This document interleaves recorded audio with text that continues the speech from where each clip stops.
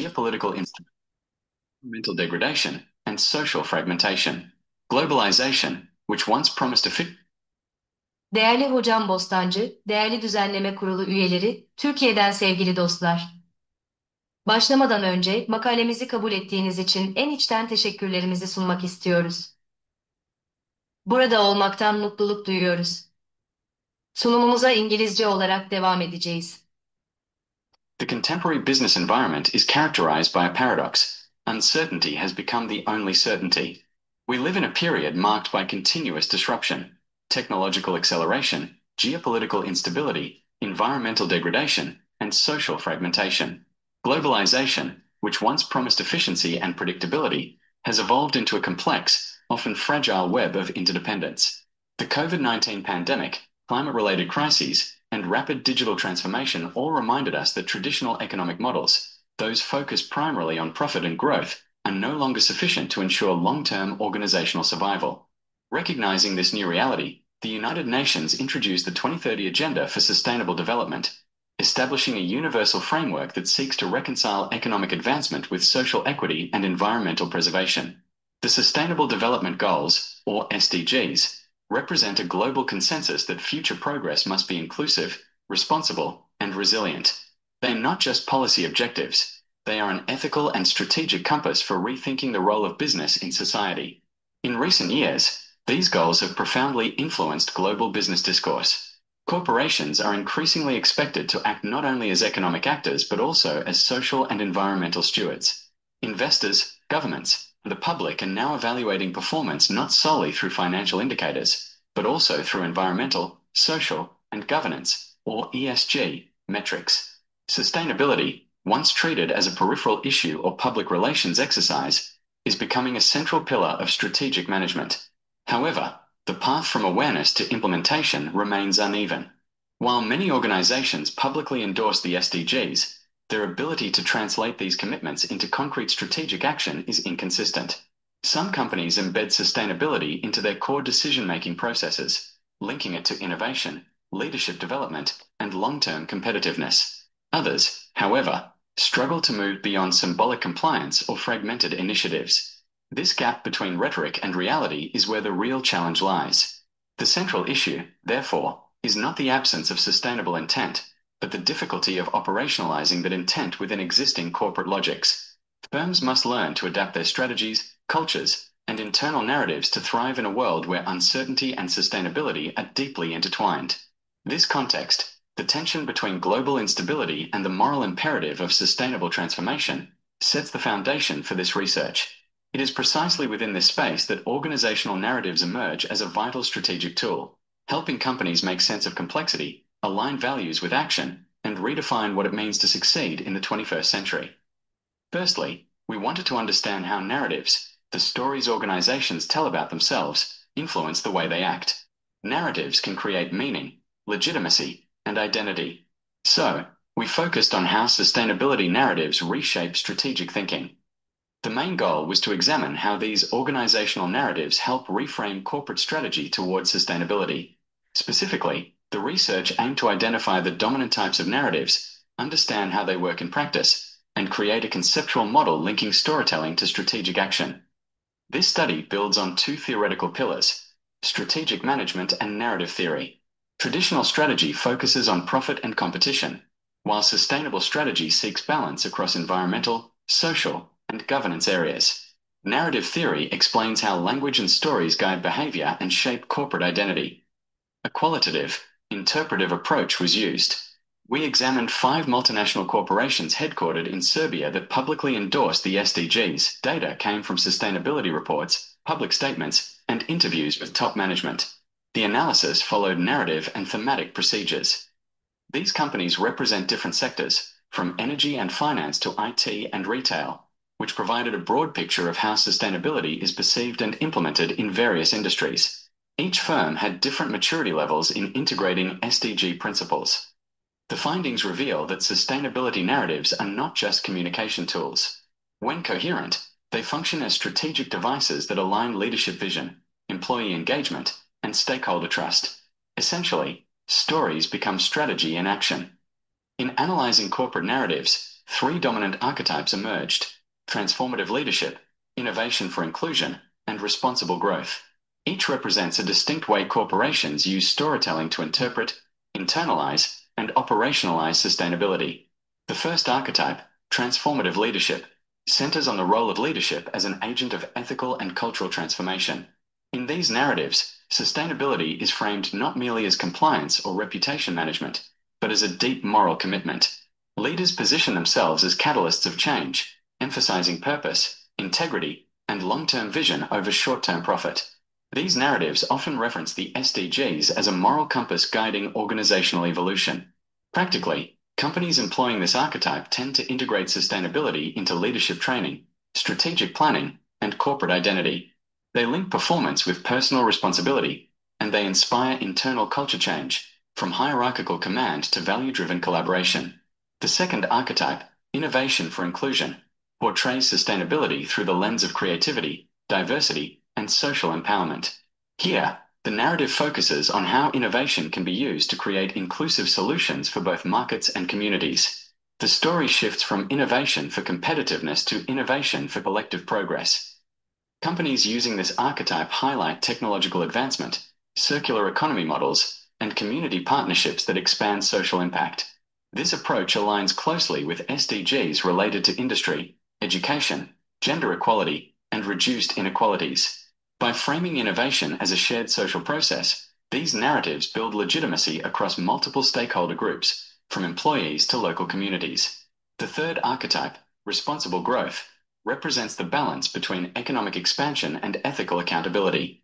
In these narratives, corporations acknowledge their environmental footprint and social obligations, positioning responsible growth as a disciplined form of capitalism.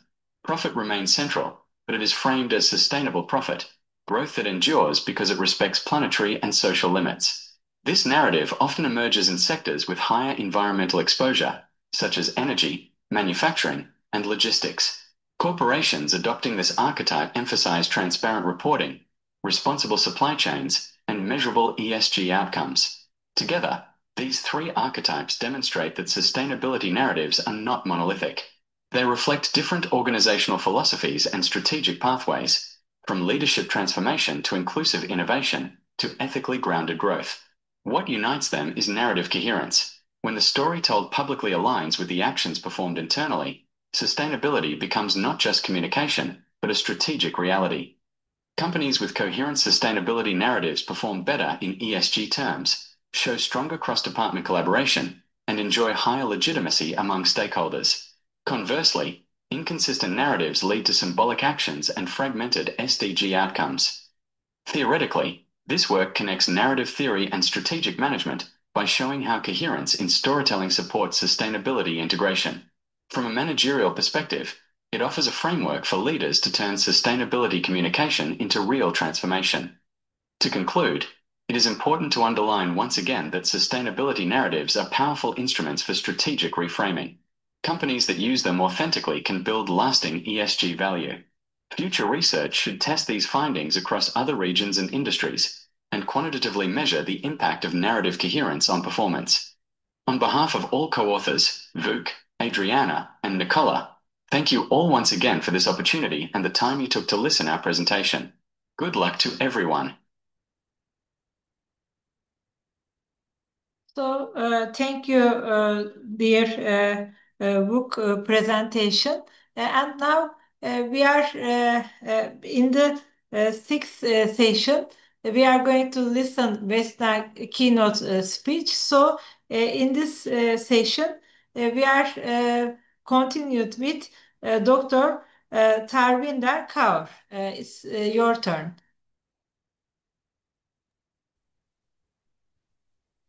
Okay, thank you, ma'am, for giving this opportunity to take the lecture on just governance. I'm thankful to you. So may I start my presentation, ma'am? Yes. Okay, thank you so much. Today the topic of my presentation is governance frameworks for data privacy and citizen rights. You can see on the screen.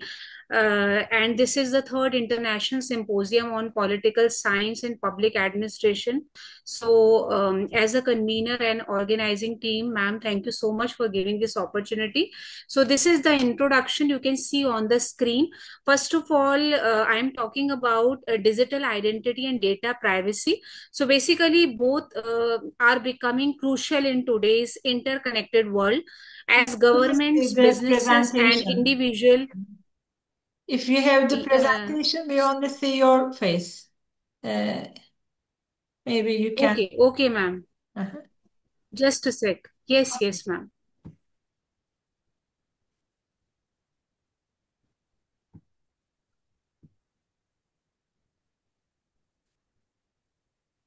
Yes, we are now.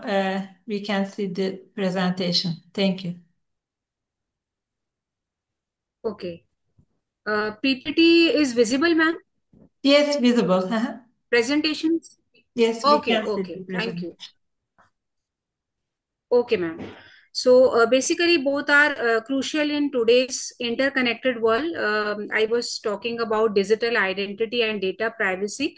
So basically, the personal data, like every online activity from banking and healthcare to social media, generates data that can reveal sensitive information about individuals. So this growing independence on digital systems brings not only convenience but also significant risks such as identity theft, data breaches, and unauthorized surveillance. So now the world is undergoing a rapid digital transformation with technology reshaping every sector from governance and finance to healthcare and education. So the global shift towards digitalization has made data the core of modern economies and public services.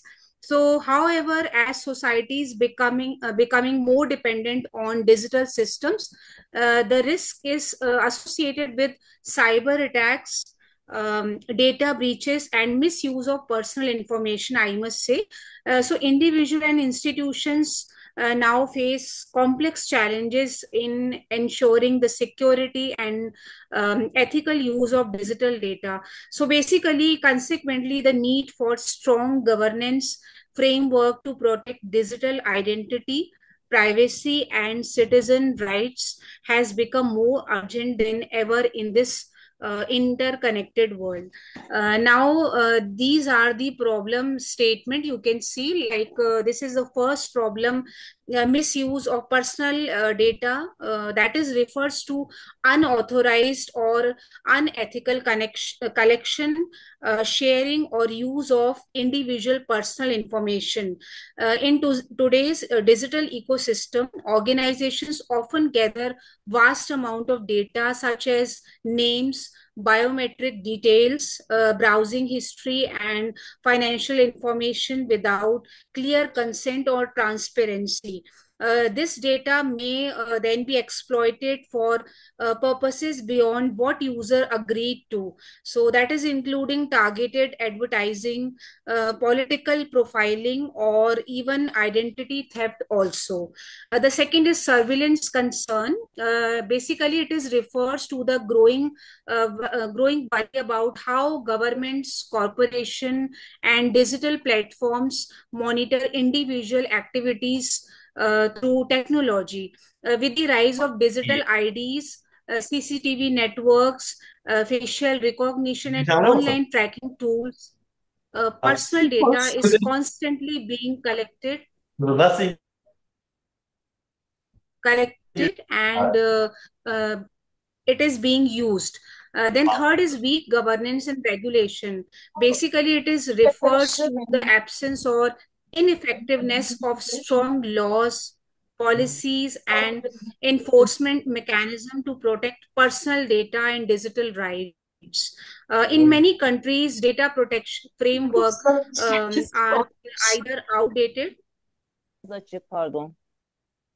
I'm audible, ma'am? Yes, we are hearing you. Yes, okay. Okay.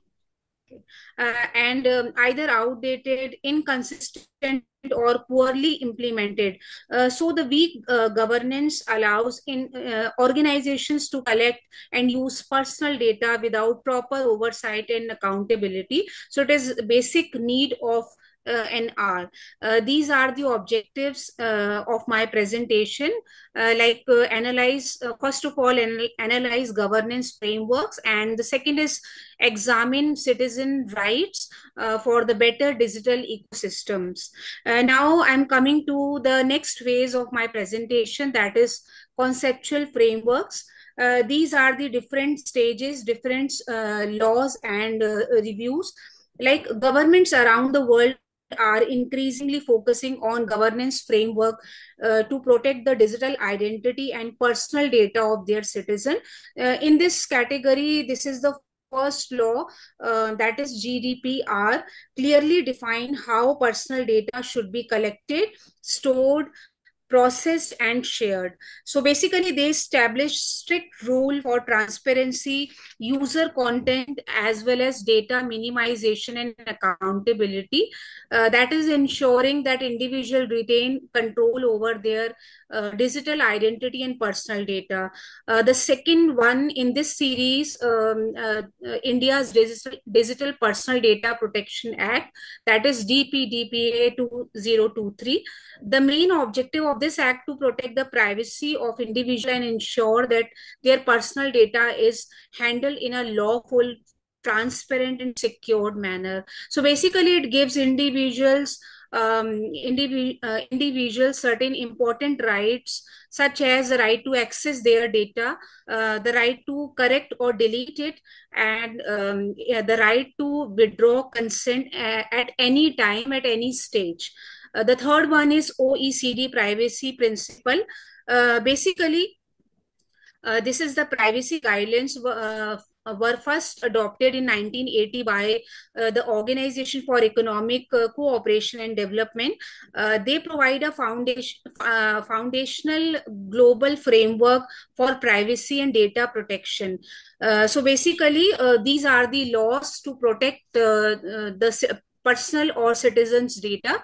The question is why it matters. So basically, all our principles are still highly relevant and form the basis of modern data protection laws around the world, promoting trust, transparency, and responsible data use in both public as well as private sectors. Now, these are the government mechanism refers to the systems and institutions that guide how data technology and digital system are regulated across digital regions. So these mechanisms vary across countries and international bodies, but share the goal of ensuring privacy, security, and accountability. So this is very important. So first is the EU follows a highly standardized governance model, emphasize data protection and citizen right. Framework like GDPR set uniform regulations, I must say, directives and standard across member state. The second is India's approach combine laws, policies, and regulations such as Digital Personal Data Protection Act. Governance here focuses on balancing innovation with citizen data rights and national security. Next is US follows a sectoral approach and guidelines that vary by industry, like HIPAA for health data, or CCPA for consumer privacy. So basically this model gives us flexibility to private sector innovation, but less uniformity nationwide. So basically, what are the roles of these international organizations? So in this series, the UN establishes norms, standards, and guidelines that encourage responsible global data governance and ethical technology use. The other hand, the ITU focuses on technical standards and global coordination for communication system, ensuring and secure international connectivity. In summary, while each region has its own governance approach, so basically all these are governance mechanisms that are used. Now I'm coming to the findings or key insights of my paper presentation. So first of all, I must say that effective governance framework play a key role in ensuring that citizens' personal data is collected, stored, and used responsibly. Countries with strong data protection laws offer higher levels of privacy and transparency, whereas weaker or inconsistent regulations can lead to misuse of data or surveillance concerns. So basically, suppose I'm talking about strength or weakness. So first of all, suppose strengths will be there, like many nations have introduced modern data protection laws, improved cybersecurity standards, and increased accountability for organizations handling personal data. Whereas suppose weaknesses, concerns, or gaps remain, especially in enforcement, cross-border data sharing, and adoption to emerging technologies like AI and big data analytics. So, in summary, privacy protection depends not only on strong laws and frameworks, but also on active citizen engagement and consistent implementation of governance mechanism. Now I'm coming to the challenges as well as policy gaps. So all these are challenges and policy gaps you can see on the screen. So I can say that further governance must robust legal framework, ethical technological development, and citizen empowerment to create a safe, transparent, and inclusive digital society. So these are the recommendation you can see. This is the mixture of stronger enforcement, international cooperation, and simplified consent system.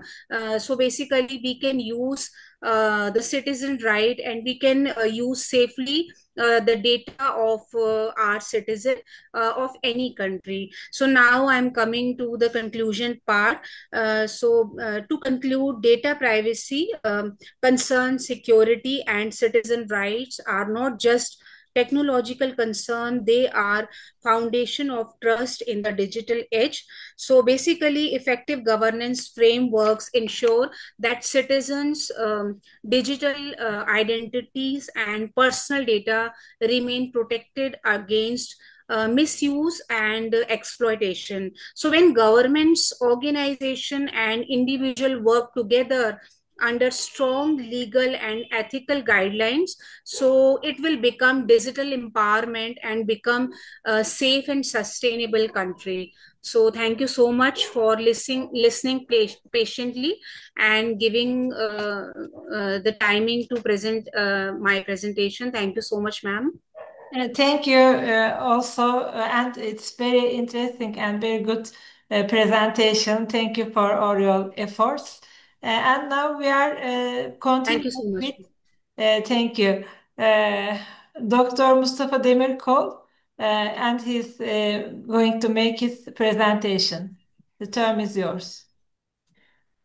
Öncelikle herkese merhaba. Sayın hocam izin verirseniz ben sunumu İngilizceye çevirebilirim. Yani Türkçe olarak hazırlamıştım ama madem katılımcılar Nasıl istersen İngilizce... hocam. Yani tamam. Ben bir istek attım. En azından bir PowerPoint'i. Gerçi PowerPoint Türkçe ama bu ekran paylaşımı oldu mu? Şimdi oldu. Oldu değil mi? Evet. First of all, I would like to thank you for your existence and valuable contributions for our Congress. Today, I'm going to present my study, which it's occurred in my postdoctoral research period. I had the chance to be in Helsinki, and I had the chance to observe the Obotti chatbot as a case study. The title of my presentation is the digital transformation in public administration, the case of Obotti Chatbot in Helsinki. 2 years before, I was in Sweden as a postdoctoral researcher, and Helsinki was one of my case study for making face-to-face interviews. So I had a chance to experience this Obotti Chatbot, and then I decided to make a study about it. As an introduction, I can say, sorry. As a context, we can say that the rapid advancement in artificial intelligence, in AI, and the technological transformations are significantly influencing public sector and management models. As a case study, we choose the Obotti, the AI-powered chatbot of OD library in Helsinki. And the aim of the study is to explore the role of AI-powered chatbots in public administration and examining the opportunities and challenges through the Obotti case. As a research questions, I have 3 research questions. The first one is how was Obotti developed and what were its technical features? And the second one what was its contribution to user experience and digital inclusion? And the last one is why was the application discontinued and what lessons can be learned?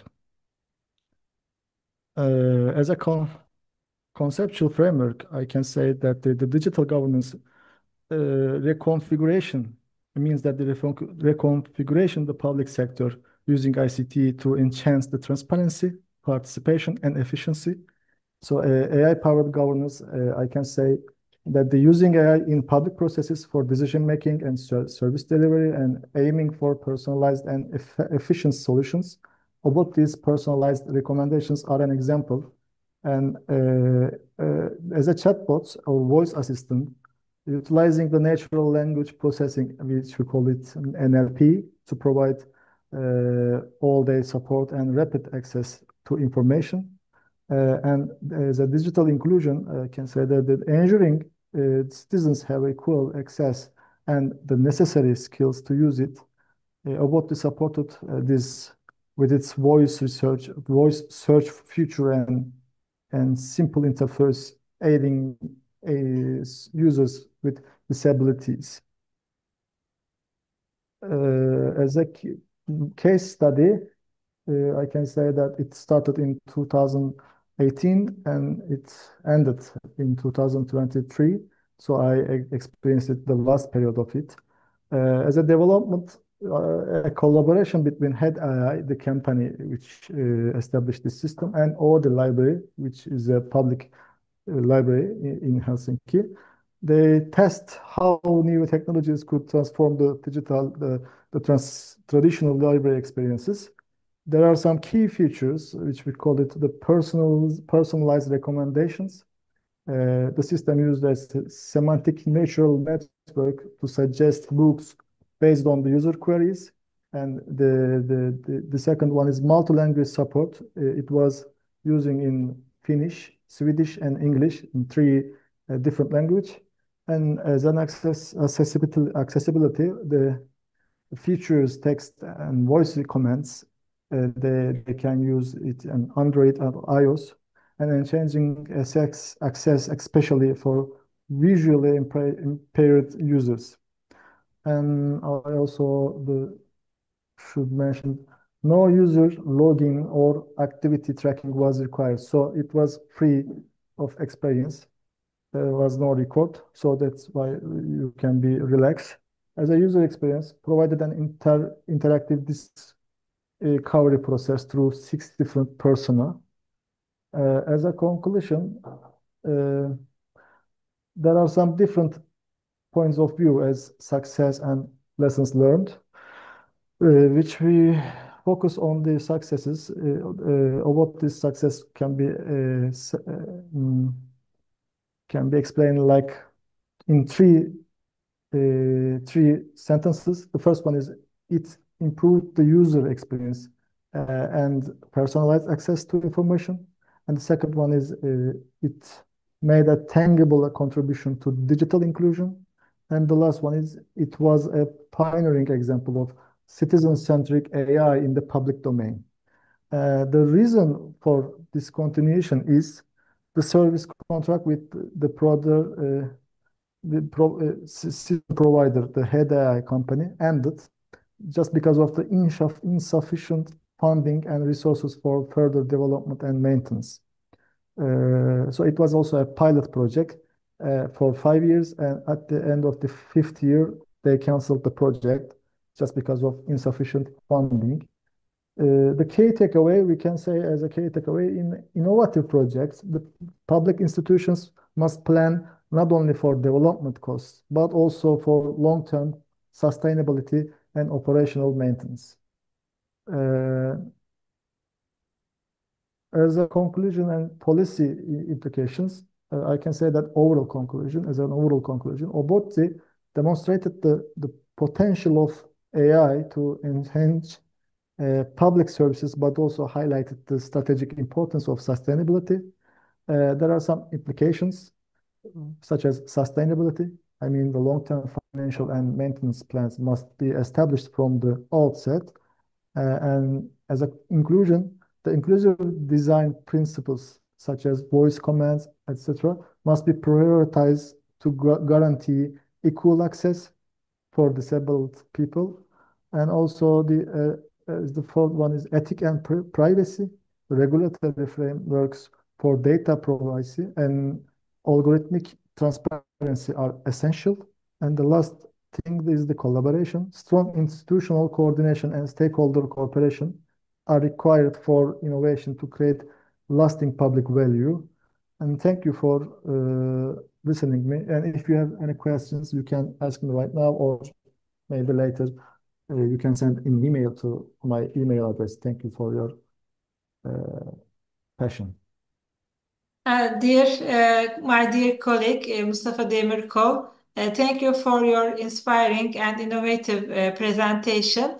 Now we are ending this session, and we are going to start first of all with Vesna keynote speech, and then Muraz SULEYMANOV will present his presentation in the sixth session. Because now our session will close, and I share the links also. See you in the other sixth session. Thank you all. Thank you all the presenters. Thank you.